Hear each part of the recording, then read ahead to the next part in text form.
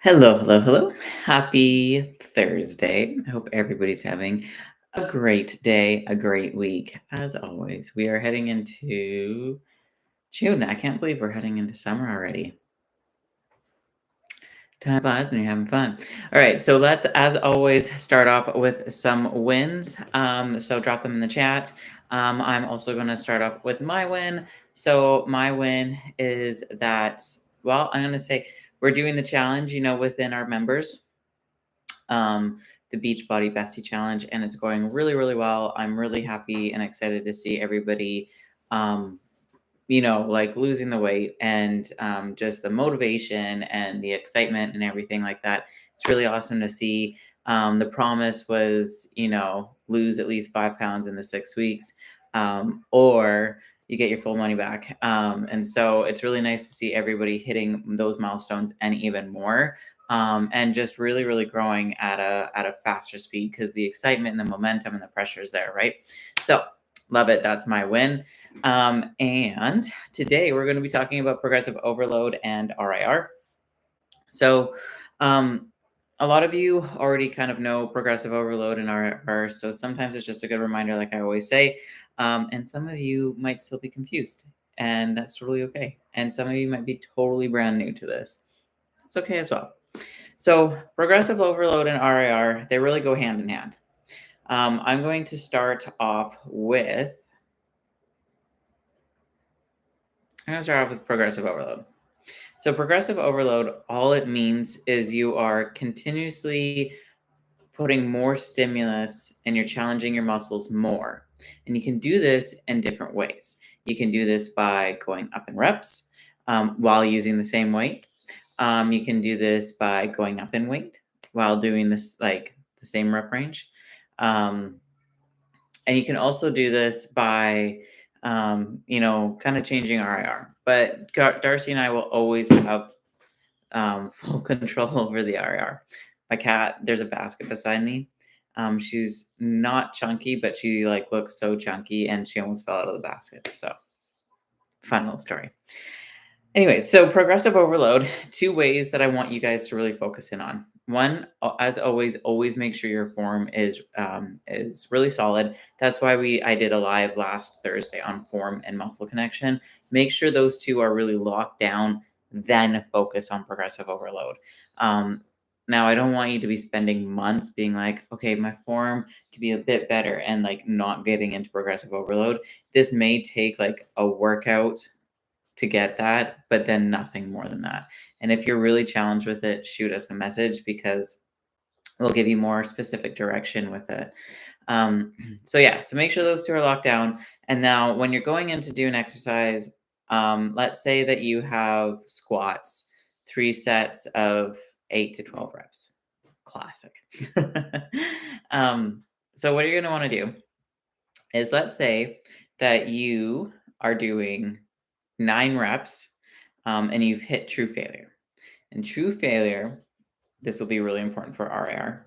True failure, what that means is that let's say that I'm going down and I come up to do my squat and I get up halfway and I'm trying with all my energy and all my effort and all my force to stand back up, but my legs give out. Obviously, you're gonna be like having a safety bar and stuff. You're gonna be fine. Um, so my legs give out. Like I physically could not. But the very big important key thing here is I was trying to get the weight back up and my legs could not. Because a lot of people will be like, well, I couldn't do it. But it's like you didn't actually try to get that rep. You just were like, I can't do another one. So there's a difference there. So you always have to try to get your last rep and let your body say no rather than you say no. Then that's true failure. So let's say that you hit true failure, okay, on your squat, going up, woo, come back down, and you're at 9 reps. Okay, so let's say that you did 100 pounds. That's how much you're lifting.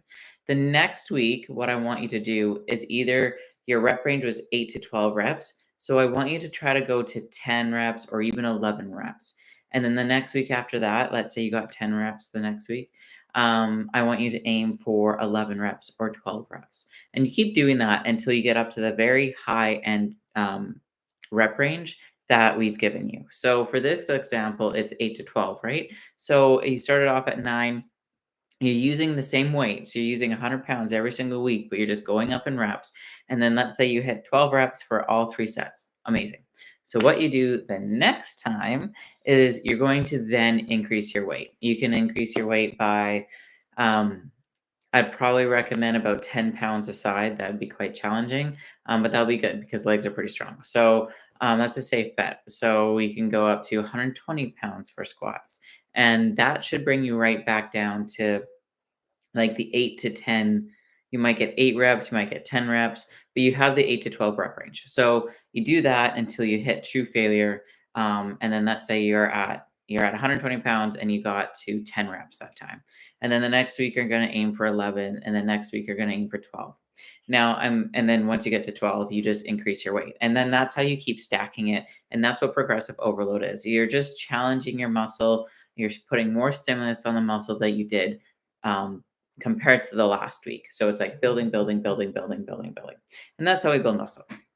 Now, that being said, I said that example as if it was perfectly linear. This will never be perfectly linear. You might, so let's take that exact example. Let's say you get up to 120 pounds and then you are at the 10 rep range. You hit 10 reps, sorry, and you're still at 8 to 12 rep range.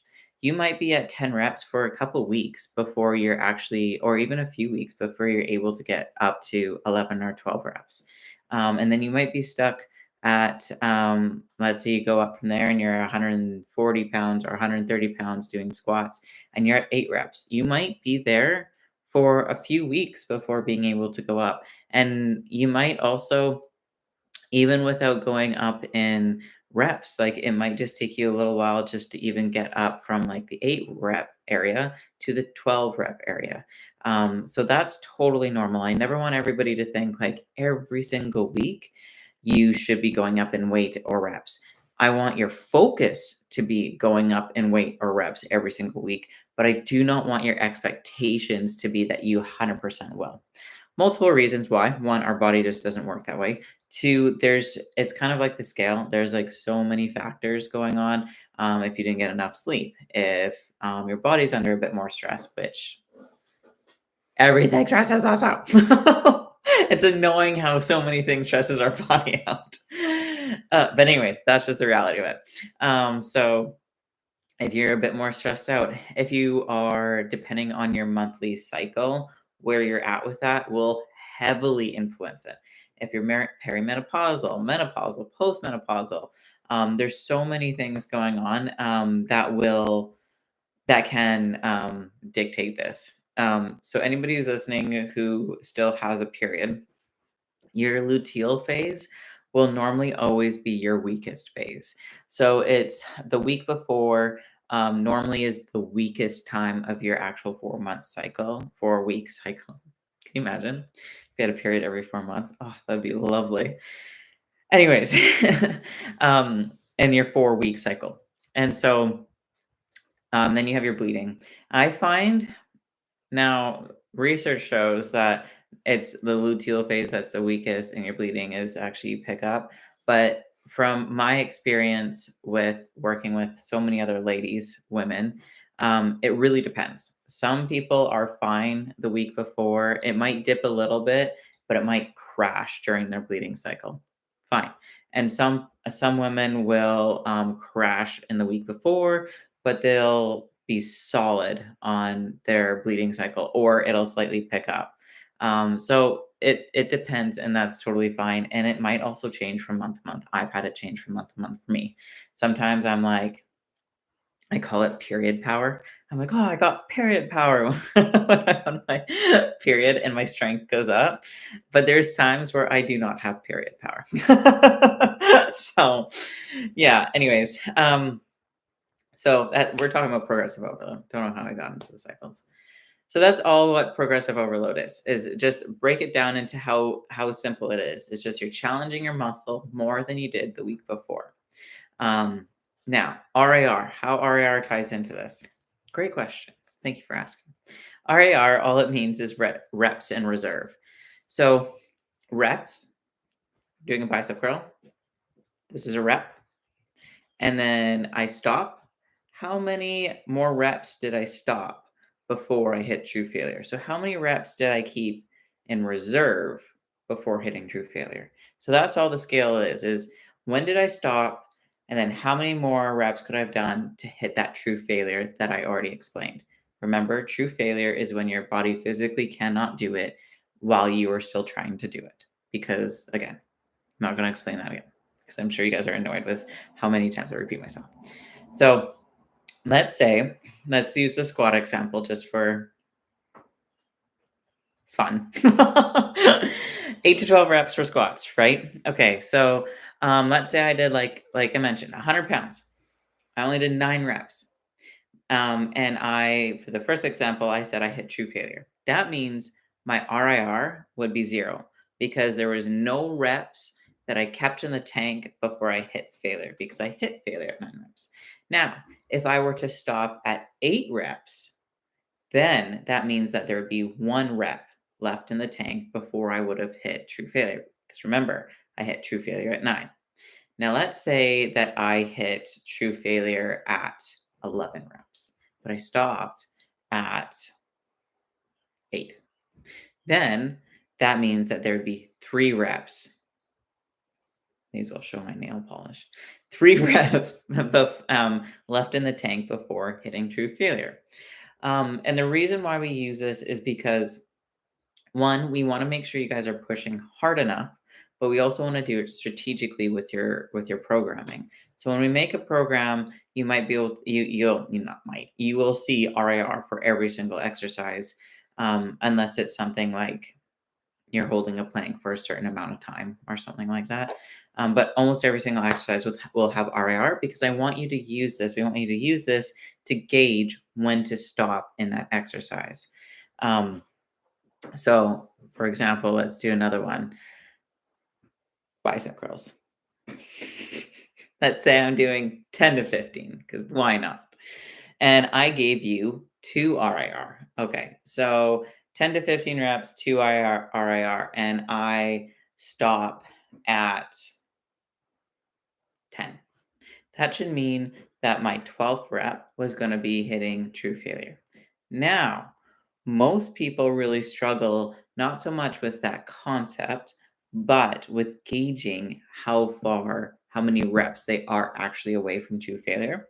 So, a good way to tell is for if you're like not sure for your first set or if, whenever you're confused within your workout, because I don't want you to always wait for your first set. Do your working set and go to true failure. Even if I wrote 3 RIR, go to true failure. And so let's say it's the bicep curls. And you are like, okay, I'm going to go to true failure. And remember how you stopped at 10 reps because you thought, I can't remember if I said 2 or 3. Okay, so let's say that your RIR was 2 and you stopped at 10 reps because you thought 12 would be true failure. And you're like, you know what? I don't know if that's actually true because it's pretty hard to gauge. So I'm going to go this next set to failure. So you go your next set to failure because you just want to see where you're actually at. You go to failure and you're like, I went to 14 reps and the 15th one I actually failed on. I didn't completely go. So that means that you needed to be at 13 reps to hit the 15, to be at 2 RIR. So you should have stopped at 13 reps, not 10, in order to be the 2 RIR. Does that make sense? So let's do another example. Let's say that you are doing shoulder press. And your rep scheme was 8 to 10 reps, and your RIR was 3. So let's say you did 20 pounds and you stopped at 8 reps because you're like, well, it's getting hard, so I'll stop. And then you're like, you know what? I don't actually know. So why don't we just do it? Because there's really no way to know until you actually hit true failure. So let's hit true failure. So you hit true failure and you actually go to 11 reps. So what does that tell you? Since your rep scheme was 8 to 10 and your RIR was, I keep forgetting what I keep putting down. or what I keep saying. Let's pretend like your RIR was 2. Sorry if I keep mixing that up. Your RIR was 2, 8 to 10 reps. You stopped at 8, but you got to 11 reps and you hit failure. So that means that you actually need to go up in weight. So when you go up in weight, um,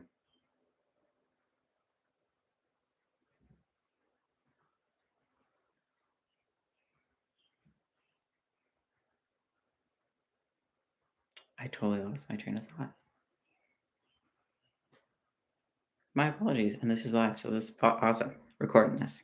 Normally, when I do check-in videos, I'm able to pause it, but like, where did I am sure everybody just saw the thought disappear. Anyways, we're talking about RIR. I know that. Okay, so let's do another example of an easier, a very straightforward one. I know I was just doing shoulder press. So 8 to 12 reps, shoulder press, and it's 2 RER that I wrote down for you. So you stop at 8 reps. Oh, yeah, okay. So you stop at 8 reps, and then you're like, you know what? I don't actually know. No one actually knows. So I'm going to get hit to true failure. If you hit true failure at 10 reps, then 8 reps is perfect. If you hit failure at 12 reps, then you should have stopped at 10, right? So take the number of how many reps you did and then how many RIR is there. So if you did 8 reps and there's RIR of 2, add that to 8. So 10 reps, you should have hit failure. And that means that you weren't pushing hard enough. So let's reverse it. If you did 8 to 12 reps, shoulder press, 2 RIR, and like I mentioned, you went to failure and you went to 12, and that was true failure. Then you should stop at 10 reps. Okay, you can always backtrack it. But let's pretend that you didn't first try to go to true failure and you stopped at 11 reps instead of 10. That's totally fine. It's totally fine if you're like, I was supposed to be at 2 RIR, but I think I was at 1 RIR. That's okay. That means the next set, just stop at 10 if you can. Every single set, it's going to build up on each other. So you shouldn't be able to. Sometimes you definitely can, but like most often than not, you're not going to be able to shoulder press that same weight for 3 sets total and be at the exact same rep every single set with the exact same weight. Most often than not, you are going to fatigue, especially as you progress throughout your workout, and you may hit like 11 reps, and then the next set you may hit 10 or 9 or 8, and that's fine and that's normal. The thing is, you're going to have to use your best guesstimate. You're going to have to estimate as best as you can. And to do that, again, just go off of one true failure and then go from there. So if you are like, um, like I mentioned, if you stop at 10 because you're 2 RAR and it's 8 to 12, the next set, aim for 10. But if you're pushing 9 and you're almost hitting true failure, then stop at 9, and then you do your next set, then aim for 9. And if you're like doing 9 and you're like barely getting 7, or you're like struggling with 7, then stop at 8. Do you know what I mean? So it's never going to be perfect because this isn't something that is very like black and white for you to gauge.